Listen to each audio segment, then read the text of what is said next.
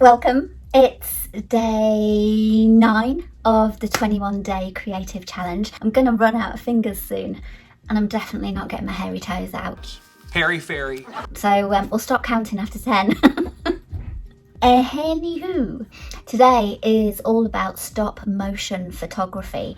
Now, I know some of you might not have heard of this before. Some of you might have had a go and helped your kids out with a school project or something like that. But I know for sure you have all seen it before. If you think about Wallace and Gromit or Nightmare Before Christmas, where they take it to another level and it's film and it's epic in another sense, that is stop motion photography. And basically what it is, lots of frames collected in a sequence or taken in a sequence, so it suggests movement. So it works really well for inanimate objects. So if I took a stop motion sequence of my feet moving, it wouldn't be interesting because our brain knows that my feet can move. So why isn't it just recorded as a film? So that's why this particular technique is really good for objects that don't move on their own. So that's one part of the concept.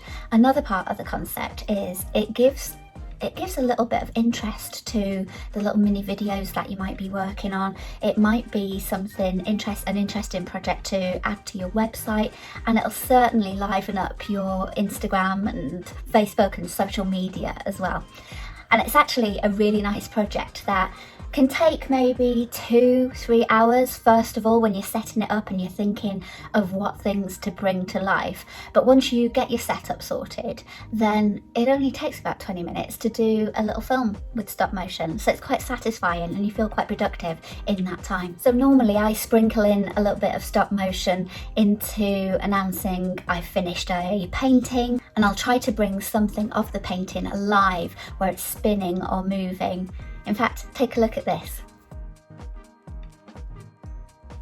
Now you can get super clever with this stop motion, taking it to like Wallace and Gromit or Nightmare Before Christmas level and really get into it. In fact, if you're going to go down that route, the software that you need to be looking at is Dragon Frame, which is a few £100, and if you're really into this subject, that is where you would take it. However, if this is just something that you want to play with, maybe sprinkle into your social media every once in a while, maybe add to your website just to liven a few bits up. My favourite app is called Stop Motion Studio, and it's super easy to use, self-explanatory, and that's what I'm going to use right here with my setup.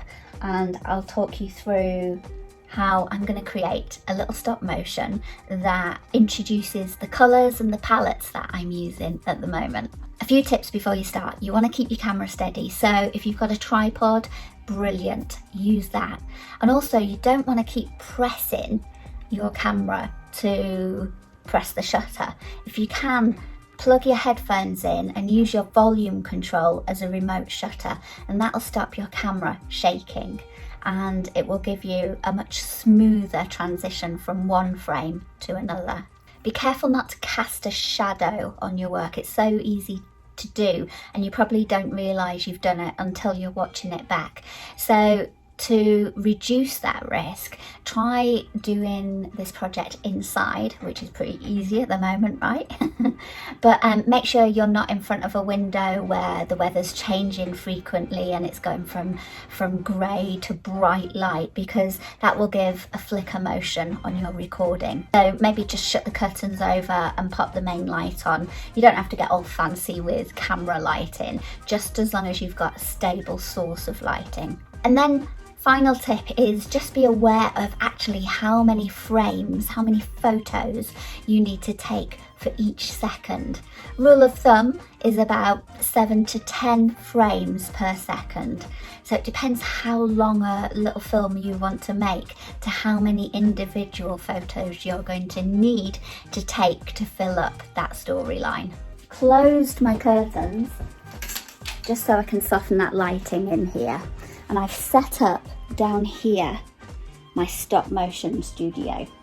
I'm going to work on my iPad, and I'm using a tripod here I'm going to be working on the floor down here, and I'm doing that for a couple of reasons. The floor's obviously nice and flat, and it gives me a big surface area on which to spread the project. Also, I can get a decent distance between the iPad and the floor, so it means my angle is wider. I get more in the frame. And also, I can control the light down here because it's not directly affected by a window, so I've got a wee bit more control. So I'm going to pop you up on the tripod up there so you're looking down like a helicopter view on both the iPad and the filming action, and you're going to see me moving each individual item millimetre by millimetre.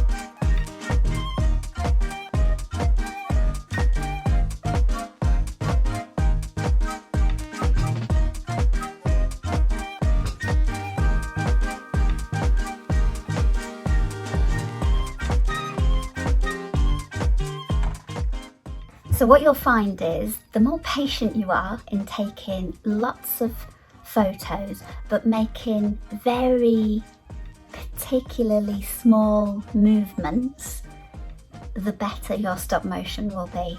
I find I get a little bit bored moving things, and I catch myself jumping subjects from one place over to another place and forgetting to do the little bits in between. So be careful of that. Catch yourself before you get lazy with it. What I could now do on the app is just play it back and have a look at it.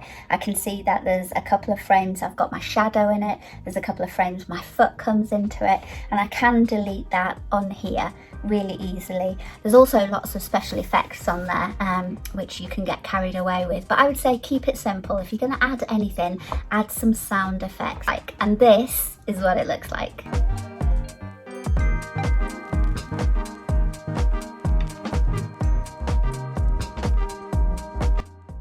So my challenge to you today is to create a little stop motion story about you and your art. You might pick a tool that you always use, or a tube of paint with a certain colour that you always use, or it might be that you have a collection of notepads or favourite books.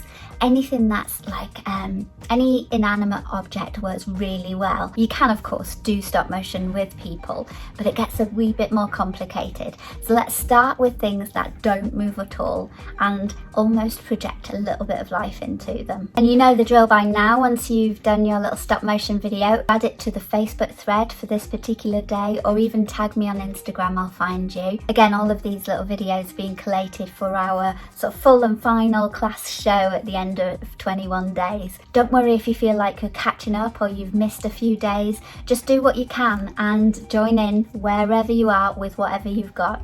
Tomorrow is all about colour palette choices, and you may have seen, can I grab it off the wall? Yep.